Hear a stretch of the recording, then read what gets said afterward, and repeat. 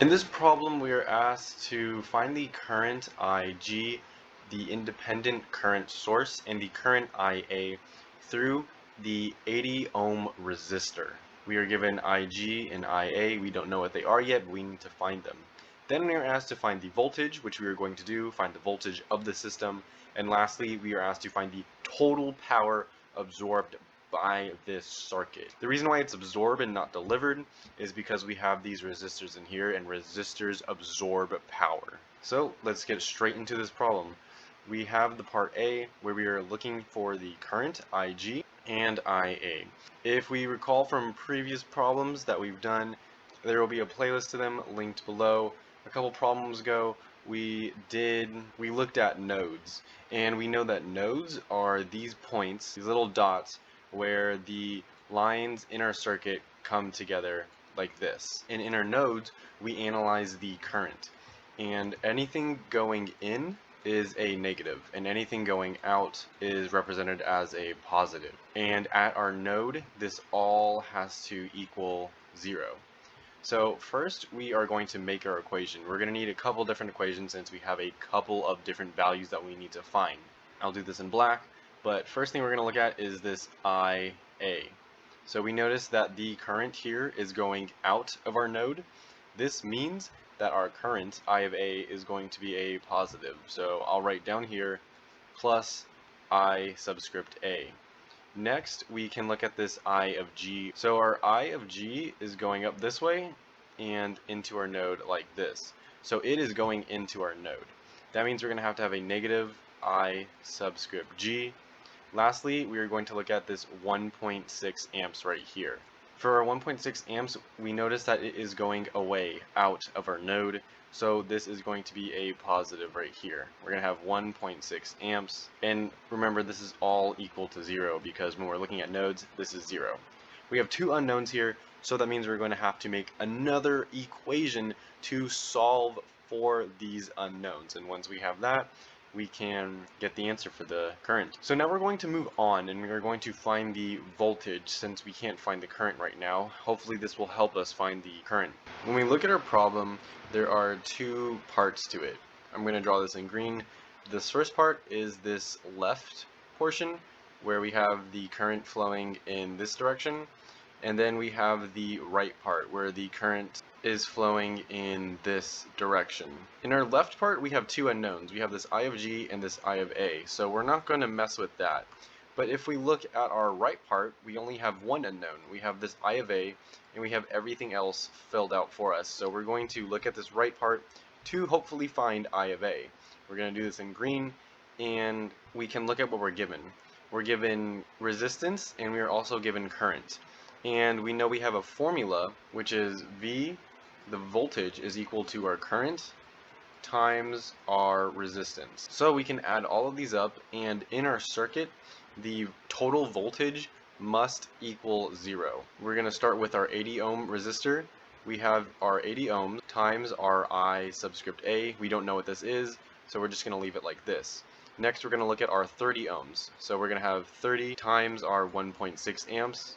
And lastly, we are going to have our 90 ohm resistor, and this is being multiplied by our 1.6 amps. This is all equal to 0. Well, we just have one unknown here, so we can do some math, move some things over, and solve for this. After we combine the right portion of our equation, we're going to get 192 amps. After we do the right part of our equation, which is this right here, we're going to get 192 volts, since ohms times amps is equal to volts.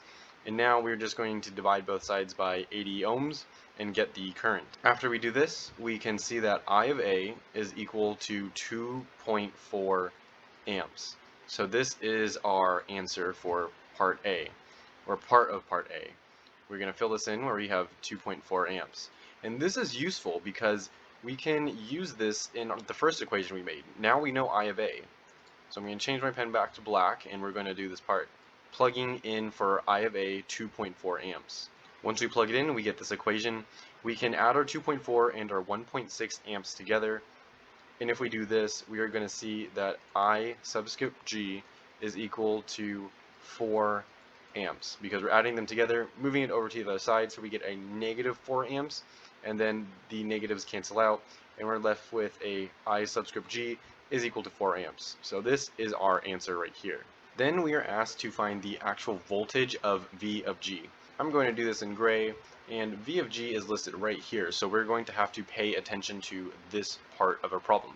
Well, we are given the ohms right here, 90 ohms. We are given the resistance of 90 ohms, and we know the current flowing through it is 1.6 amps since this is in series. To solve this, I'm going to write it right here. We're going to use the same formula as we did previously. We did V is equal to current times resistance. We'll say that our voltage subscript G is equal to the current passing through it, which is 1.6 amps, times our 90 ohms. Once we complete this, we can see that our V subscript G is going to be 144 volts, since amps times ohms is volts. And we can plug this into our part B. So now we have part A and part B completed.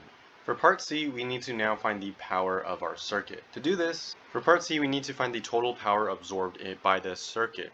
To do this, we are going to use a formula from the notes that are linked below in every single video, along with playlists to other videos related to this topic. And if we look at our notes, we can see that one of the equations for power is that power is equal to voltage times current. This is in the section where power is in a resistor, and we can rewrite this formula, power is equal to voltage times current, as power is equal to the current squared times the resistance. Since we don't exactly have the voltage for each of these, we need to use this. I'm going to write this down here. So the formula inside of the notes is that power is equal to the voltage times our current. Well, since we know that voltage from earlier up here, voltage is current times resistance, we can rewrite this as I times R, and then we're going to combine the I's. This should be a lowercase I, but we're going to combine the I's so that P is equal to I squared times R. R being resistant, I being current, and P being power. And this is the formula that we are going to use. Since we are asked to find the total power absorbed by this circuit, we need to have the actual summation of this. So before we start doing this, we're going to write the summation symbol.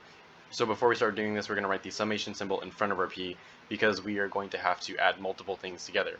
When we look at our diagram, we need to add 3 things because 3 things are absorbing power. We have 3 resistors, and we know that's absorbing power.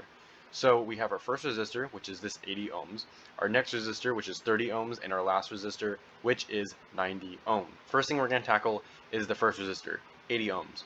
We know that our formula is P is equal to current squared times resistance. So the current at this point, I subscript A, is 2.4 amps. We solved this right here. So we're going to have 2.4 squared times 80 ohms. I'm going to draw on a new line. P is equal to 2.4 squared, and this is times 80 ohms. I'm just going to omit units for now, just for simplicity, but I'll explain them after we write everything out. Now we have to look at the next part, and our next part is the 30 ohms resistor. We have a 1.6 amps flowing through it, so we're going to add 1.6 squared times 30, and then we're going to have a plus. Looking at the last one, we know that the 1.6 amps continues through this because it is in series, and we're having 1.6 squared times 90 ohms. Now for units, these all have the same units, so I'll just write this in parentheses. And since we have current squared, we're going to have A squared, and for our resistance, we have ohms. A squared times ohms, it's equal to watts, and that is the units for power. So now we can just plug all of this into a calculator, and if we do this carefully, we're going to get that our power is equal to 768 watts. We can plug this in up here, and if we do that, we are going to get the total answer for our problem. So we have I subscript G is equal to 4 amps, we have I subscript A is equal to 2.4 amps, voltage subscript G is 144 volts, and the power absorbed by our resistors is 768 volts. And those are all the answers to A, B, and C of this problem. If you found this video helpful, leave a like. If you have any questions, leave a comment, and I will get back to you as soon as I can.